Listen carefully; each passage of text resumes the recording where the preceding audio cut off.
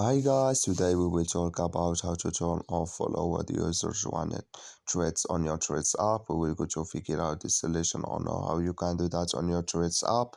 All you have to do, just go down here, you click here on this sign here on down, then it's going to take you here to your profile, and you just go up, you click here on this sign here on up, and it's going to take you here in this window, and you just click here on notifications. Then you come to notifications window here and you click here on following and followers. Then you come to next window here, you just go down and you come here to follow with your search one threads. You will click here on this on off here in this sign, and like you see this color show for us, that's mean here your follow with users wanted threads it's on off now.